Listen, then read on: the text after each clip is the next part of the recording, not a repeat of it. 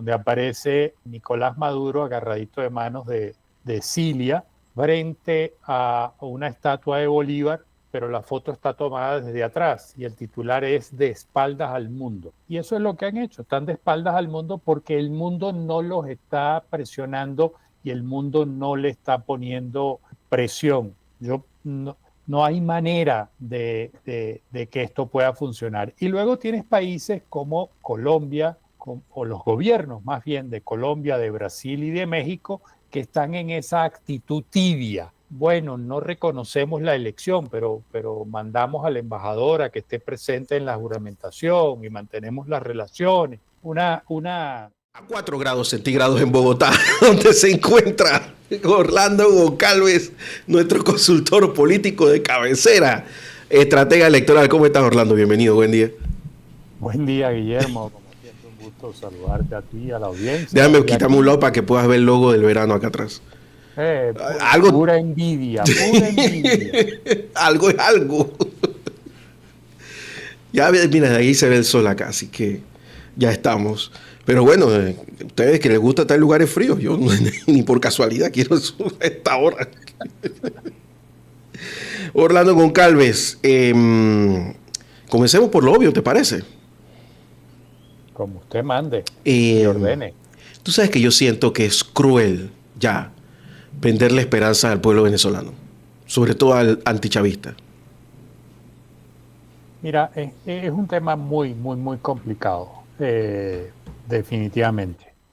La fragmentación que hay dentro del liderazgo opositor, incluido el ministerio de la oposición, como tú bien lo mencionas, y te doy el crédito de la frase, es enorme. Entonces, es muy difícil con un régimen que se quitó la careta, se declaró dictadura. Por ejemplo, desde el día antes de la toma de posesión, el día 9 de enero hasta el día de hoy, van 83 personas detenidas, realmente desaparecidas la mayoría, porque se sabe que los detuvieron, pero no se sabe dónde están. Eh, ha cerrado medios de comunicación, no le importa este, seguir deteniendo gente. De hecho, por ejemplo, ayer hubo un caso que estuvo en las redes de un muchacho que tiene deficiencia intelectual y es menor de edad y está detenido y está en una cárcel, eh, cosas como esa. Entonces me parece que no es fácil luchar contra un régimen de esa característica si no tienes una unidad en el liderazgo opositor. Eso se vuelve muy complicado, va a ser muy, muy, muy difícil. Eh, por supuesto, la gente está esperanzada con el presidente Donald Trump, esperanzada con que haya movimientos. Yo lo veo muy difícil. Yo creo que la política internacional se ha vuelto un tema de intereses. Si bien antes era el respeto a los derechos humanos y el respeto a la democracia, hoy es respeto a los intereses. Por ejemplo, Chevron sigue explotando petróleo en Venezuela, saca 600.000 barriles diarios. Bueno, ¿cuál es el problema? Que ahora saquemos 1.200.000, 1.500.000, pues no hay ningún problema.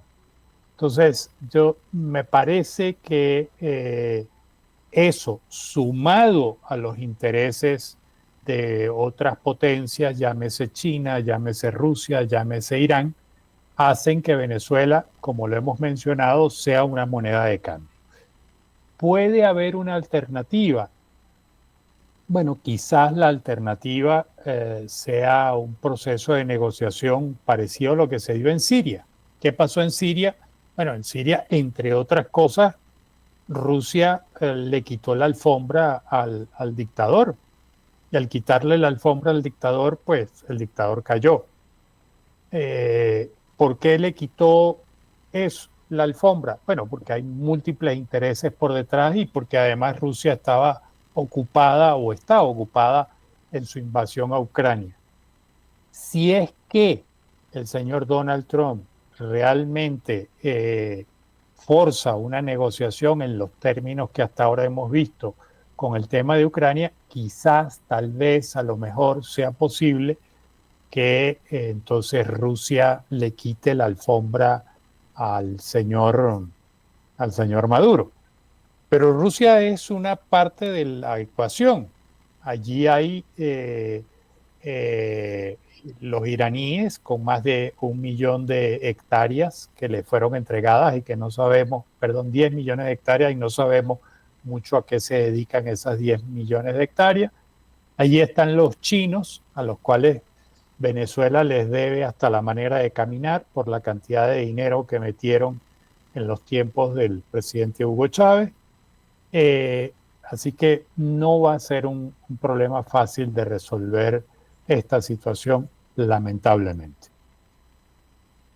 Fíjate, Orlando, déjame ponértelo de esta manera. Yo estuve pensando bien el asunto. Tú sabes que en nuestras épocas era importante estar en política y aprender a hacer análisis de coyuntura, como tú bien lo haces, más o menos yo lo hago ahí. Por ejemplo, en la Asamblea Nacional nadie sabe ni siquiera de qué estoy hablando, aquí en Panamá.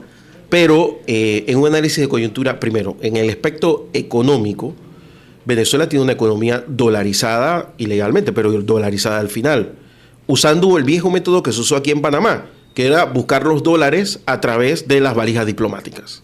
Eso es lo que hace. Además, para eso tiene España, no tengo que dar mucho detalle porque ya todos sabemos, nada más que vemos aquel famoso vuelo de la Delcy la Fea, y Turquía, donde el señor Erdogan pues los tiene bastante bien apertrechados. Eso en el punto de vista del manejo del circulante. Pero además, algo que se dice muy poco, es que la producción del petróleo venezolano no es la de otras épocas, pero se ha mantenido estable en su vida. Poco, claro, pero se ha mantenido claro, con un buen precio que hace que sea atractivo a las refinerías del famoso Golfo de América de Donald Trump, antes Golfo de México. Entonces, desde el punto de vista económico, yo no veo por qué el régimen estaría en problemas. No lo está. No. Desde el punto de vista político es peor, porque si tú ves lo que pasó en Nicaragua, es que lo que pasó en Nicaragua fue exactamente lo que ha pasado en Venezuela. Decidió directamente declararse dictadura, metió preso a todos los candidatos y se ganó con el 99% de los votos Ortega. Pero no solamente Ortega lo hizo, Bukele también lo hizo. Bukele se pasó por encima, agarró la Constitución y se la usó de papel higiénico, y hoy por hoy es un presidente inconstitucional. Y cuando vino la toma de posesión del rey de España hacia abajo, todos fueron.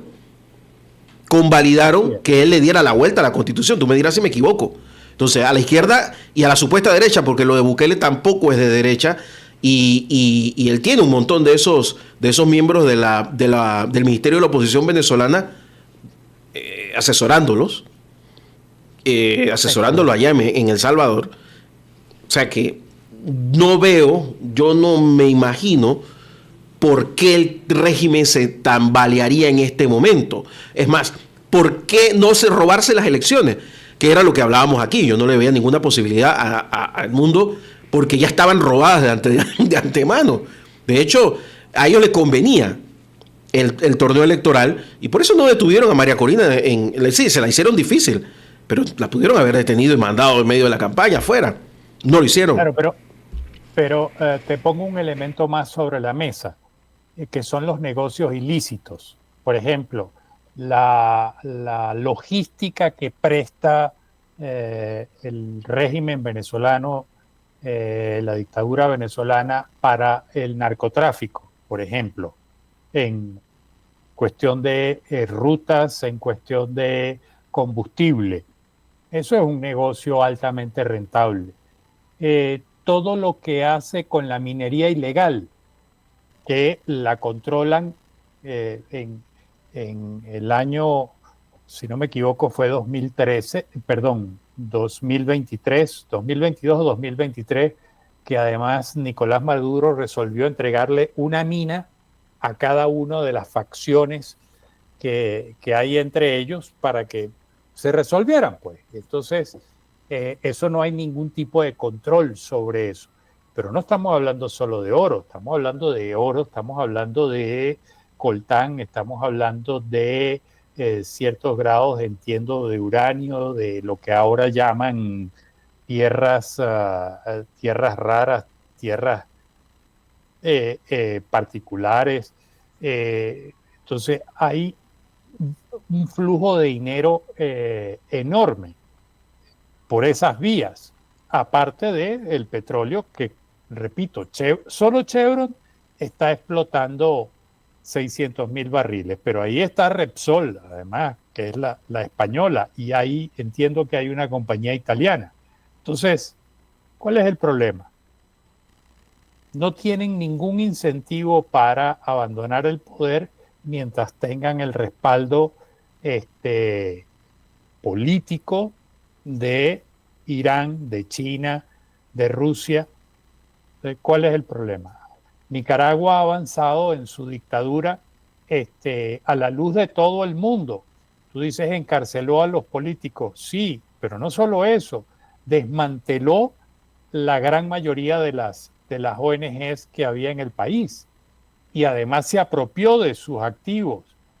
Ha desmantelado universidades privadas y se ha adueñado de los activos de las universidades privadas. Ha desmantelado, perseguido y expatriado a la iglesia, a miembros de la iglesia, y además se ha adueñado de activos de la iglesia. Entonces, ¿cuál es el problema de que en Venezuela hagan exactamente lo mismo? Y nadie se los ha impedido y la comunidad internacional está mirando hacia otro lado, entre otras cosas, porque no tiene cómo reaccionar, no tiene cómo hacerle frente a esto y cómo ponerle un parado a esto. Porque la propia comunidad internacional ha sido culpable de avalar lo que pasó en El Salvador, lo que pasó en Nicaragua, porque ahí todos vimos cómo metieron a todos los presos, los llevaron sin nacionalidad a Estados Unidos en una negociación como si fueran rehenes, que es el caso que tiene María Corina Machado ahora. Ella es rehén del gobierno venezolano y no se le trata como tal. Hay que exigir la liberación de María Corina Machado, que por lo menos tenga garantías de que pueda moverse, visitar a su mamá. O sea, claro. Cosas mínimas. La gente que está metida en la embajada de Argentina son gente que no son refugiados ni asilados, son rehenes de un régimen, de un narcorrégimen criminal. Pero nadie lo quiere llamar así. Tú ves los medios de comunicación internacionales, el régimen de Maduro, el gobierno de chavista. O sea, la misma pendejada que con Hamas, ¿no? El movimiento de liberación, no sé qué.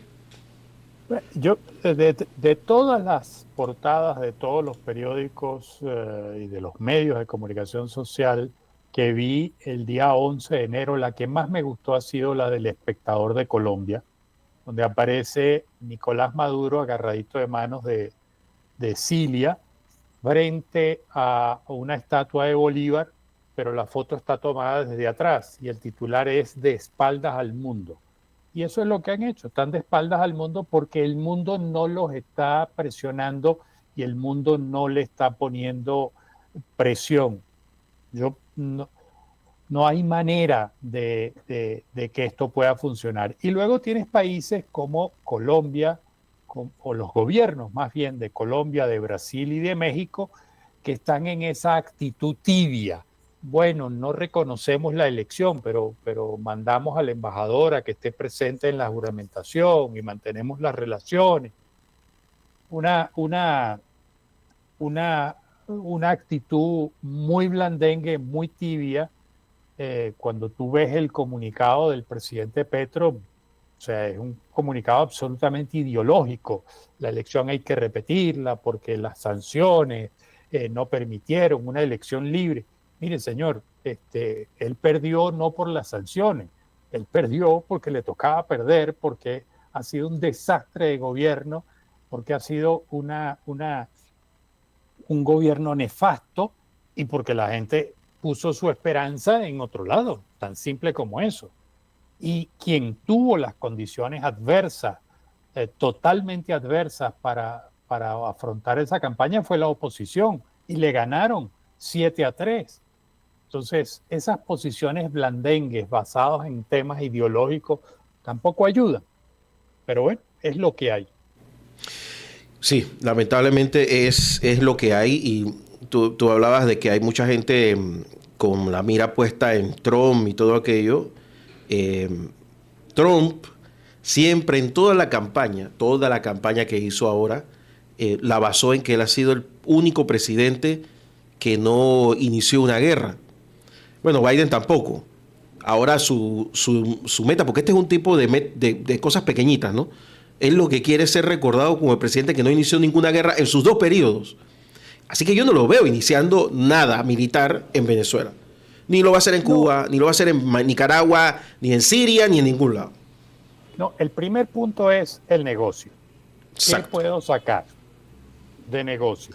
El segundo punto es, bueno, si yo me retiro de la OTAN o mantengo la amenaza de retirarme y además corto los fondos de la OTAN y corto los fondos para Ucrania, las debilito de tal manera que Rusia se apropia de un pedazo enorme de Ucrania. Y entonces hago la paz en Ucrania y Rusia porque, bueno, ellos se quedaron con eso. Pero yo qué voy a ganar? A Rusia no le voy a dar eso gratis. Bueno, me dejas Venezuela. ¿Y por qué me dejas Venezuela? Bueno, porque tiene materiales preciosos y tiene petróleo que me interesa todavía. Entonces, es una transacción económica. Aquí lo hemos hablado mil veces desde hace varios años. Venezuela se volvió una moneda de cambio. Entonces, mientras si Donald Trump avanza en lo que suponemos será el proceso de negociación entre Rusia y Ucrania, me parece que en esa mesa, en esa jugada, va a estar el tema de Venezuela probablemente, pero no por temas democráticos, sino por temas de negocios. Tan simple como eso. Otra cosa es que al ser un negocio, ellos van a buscar que esa economía se estabilice. Y Claro, esa quizás sea la razón, porque yo he escuchado al presidente Mulino aquí en Panamá decir que bajó un 40% la cantidad de personas que han estado pasando por el Darién. Y yo creo que no ha sido por las medidas disuasorias, que al que está desesperado no le importan esas medidas, sino nada más que hay que ver lo que pasa en México. El punto aquí es que circula moneda en Venezuela. O sea, tú lo puedes ver. Entra a YouTube y te vas a dar cuenta de un montón de gente que está haciendo videos en Venezuela, planteándose si mejoró Venezuela, si cambió. Influencers y youtubers van allá muertos de la risa. Después hacen un show de que yo estoy con la oposición, pero vuelven y siguen. O sea, alimentan esa cosa de que las cosas, de que Venezuela es un país que todavía se puede vivir normalmente, tipo China, pues yo hago como que tú no eres una dictadura y ustedes hacen como que no me reprimen. O sea, claro. llamamos a un convenio donde todos miramos por otro lado. Y eso es lo que me No, imagino que va a buscar en Venezuela. claro, Venezuela es un país absolutamente privilegiado. La naturaleza lo privilegió con miles de cosas y la decadente infraestructura que hoy tiene en tecnología, en comunicaciones, infraestructura carretera, inclusive dentro de la propia industria petrolera, este, hace que sea atractivo porque está todo por hacer. Entonces, si hay un cambio de régimen, la economía venezolana se dispara en 3, 4, 5 años, pero a unos niveles estratosféricos, porque tiene con qué. Y además, ponle que la mitad de la población que salió regrese, y sobre todo quienes van a regresar, quienes tienen preparación académica, intelectual y quienes tienen algo de capital del lado de afuera, que con todo gusto regresarían si las condiciones políticas cambian a Venezuela y eso haría de Venezuela un país muy, muy atractivo desde el punto de vista económico. Y a eso le va a apostar Donald Trump si es que entra en la negociación Rusia-Ucrania y sencillamente Venezuela, como lo hemos dicho 20.000 veces, es una moneda de cambio porque hay negocios para hacer. No, a mí lo que me preocupa es que lo vea al revés, que vea a Venezuela como una moneda de cambio Rusia y se lo plantee a Trump y Trump negocie Venezuela, que está perfectamente posible, ¿eh? Eso es absolutamente posible. Y, y te reitero, ¿qué sucedió con Siria? Siria pasó algo parecido, sencillamente. Algo parecido pasó. No, pero el punto que te digo es que así como puede ser para liberarlo, puede ser para mantenerlo como está. También, O sea, también eso es si posible. ve algo más, porque estamos hablando de un tipo transaccional, si Así ve es. algo más interesante que le puede ofrecer Rusia a cambio de dejar a Venezuela en el status quo, puede pasar también. Te ayudo con Groenlandia, te ayudo con el canal de Panamá. Vaya usted a saber Sabrá Dios qué cosa. qué hay en la mente de esos dos personajes.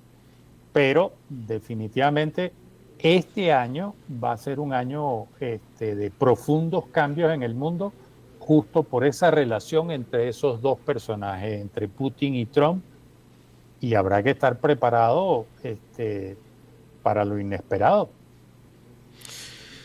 Eh,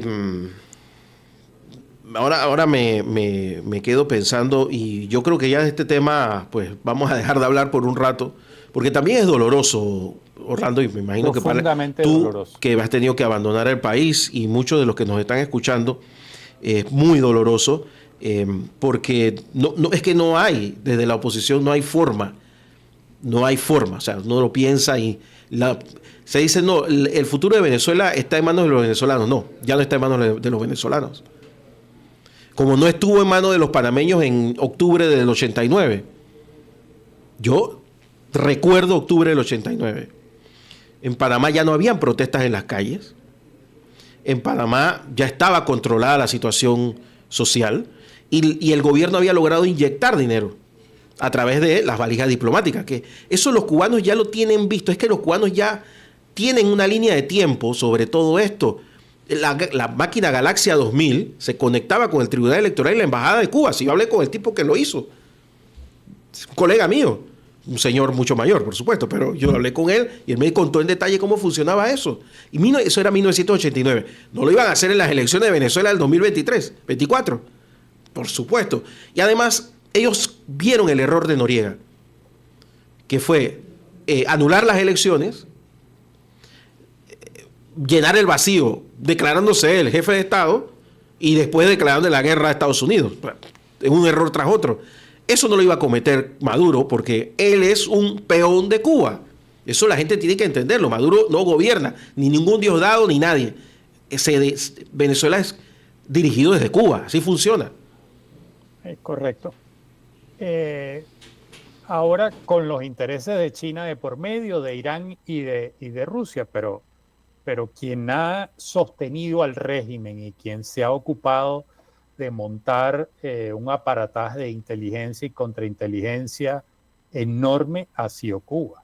Y buena parte del problema de la oposición ha sido que los cubanos y el régimen crearon el Ministerio de la Oposición, como tú bien llamas, y con mucho éxito. Infiltrada la oposición durante décadas. Para cerrar, Orlando, ¿sabes qué me preocupa? ¿Sabes qué me preocupa? Que de alguna forma la posibilidad de estabilización de Venezuela como está puede perjudicar a países como Panamá, Costa Rica, porque en una estabilización eso se puede convertir en unos proveedores de financiación para posibles candidatos que quieran llevar a Panamá a esa corriente ideológica. Claro, pero además sumado a personajes como Trump y como el señor y la manipulación burda que está haciendo el señor Elon Musk, y ahora la manipulación que va a comenzar a hacer el señor de Facebook, Zuckerberg, es clarísimo que aquí puede venir un proceso de inestabilidad política enorme, porque esos discursos agresivos, estigmatizantes, divisores, ultranacionalistas, pueden tener efecto como lo han tenido en buena parte de Europa, lamentablemente, y pueden tener penetración porque la gente, ante la ineficiencia de los gobiernos en atender sus demandas, en resolver sus problemas, pues la gente hace apuestas arriesgadas. El caso de El Salvador es uno, por Claro, ejemplo. quizás no les dé tiempo para influir en las elecciones de Ecuador, que son ahora mismo, pero por ejemplo las de Costa Rica, que son un poco más lejanas, y sobre todo con el descontento que pueda haber con el señor enloquecido que hay ahí, puede ser un laboratorio de prueba, primero Costa Rica y después Panamá, ¿no? Honduras tiene elecciones este año. Bueno, ya con esta señora ellos ya tienen casi que asegurado la cosa, nada más que profundizarlo, ¿no? Claro. Entonces, es peligroso lo que pudiera haber por delante. Wow. Orlando, redes sociales. Bueno, por ahora en X. Yo estoy evaluando si me voy de X, como lo ha hecho mucha gente. Orlando Goncal, en Instagram o Goncalves Consultor y la página web orlandogoncalves.net. Allí tenemos todo. La Los videocolumna. artículos y videocolumnas. Aquí la estamos pasando al aire entre cambios comerciales, así que se va a poder escuchar. Y si no, pues puede verla en las redes sociales de Orlando Goncalves. No tienes columna esta semana en La Estrella de Panamá, ¿no? No, tuvimos la semana pasada una columna hablando del último informe de Latinobarómetro, que es muy preocupante todo lo que aparece allí. Hicimos referencia a algunos puntos específicos. Esta semana no tenemos en La Estrella. Vamos a hablar un poco yo estoy haciendo una serie de artículos sobre comunicación política,